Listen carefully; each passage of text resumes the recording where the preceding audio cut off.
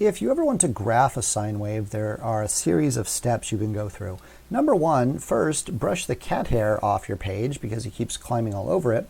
And then just look at the function you want to graph.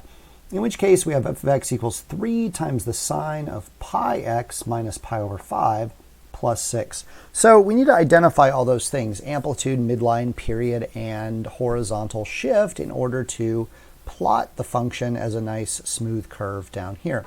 I like to start off with amplitude because it's the first thing that appears here. So we know amplitude is equal to 3. You can see that right out front.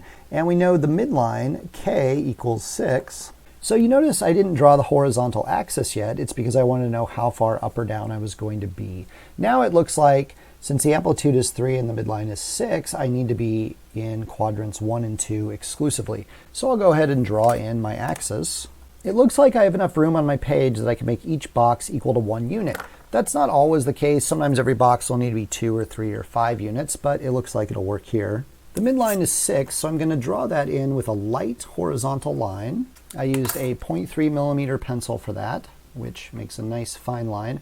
So the amplitude is 3. If you want to, you can draw in what you might call a max line up here. I'm going to draw that in even lighter. Hopefully it shows up on camera. If not, just pretend there is a line there. But so I'll label this as the midline. I'll call this the max line. And 3 units down from that, I will title this the min line. So my entire function is going to fit in between these bounds here. Next, to identify the period, I have to start with the period constant. So omega, I can get right out of here, is pi. And the period is 2 pi over omega, which means the period is 2 units. So this thing is going to repeat itself every 2 units. So I'll come down here to my axis, and I need to figure out what scale is going to work well.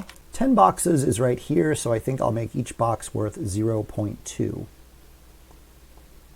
At this point, I don't want to try to bring in this horizontal shift yet. I think that is going to be too complicated.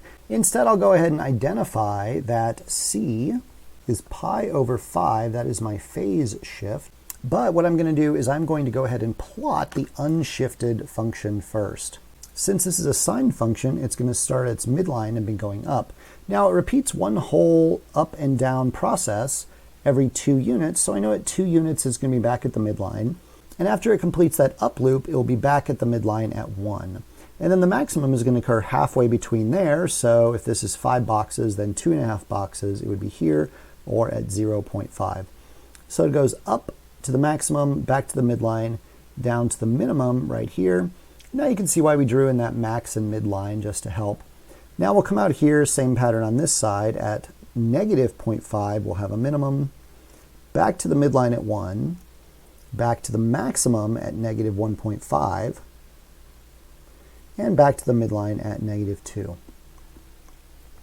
So here, this could almost look like what you might call a triangle wave, but this isn't a triangle. Now this is a sketch of our unshifted function, but just go ahead and draw this in.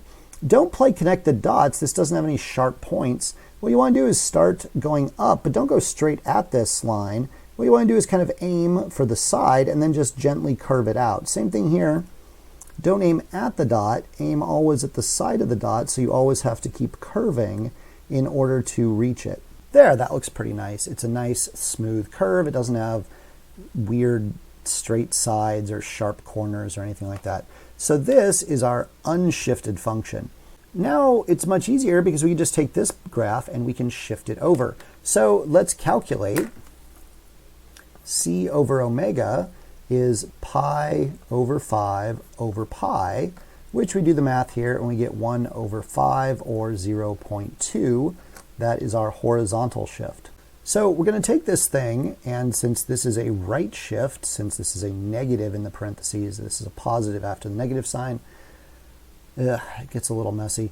But we're going to shift it right 0.2 units. So each point on this graph is just going to go over 0.2 units, which ended up being 1 box. So our new points are going to be here, here, here, here, here. This one comes over to here. Now go ahead and plot your shifted function, just following the same basic wave idea. You can get a nice smooth looking curve. Now, if someone comes along and asks you, how do I know which is which? You just grab something like this and go over it in a bolder color. And that's all there is to it. Okay, that's not it. I forgot to do something very important, which is to actually plot the function in our calculator program and see if it in fact matches what we just drew. So I look in here. The midline does look like it's about 6, and I can plot that if I want to, y equals 6. My max line and midline, I can plot those too if I want to. But it looks like it fits in this midline between the max and the min.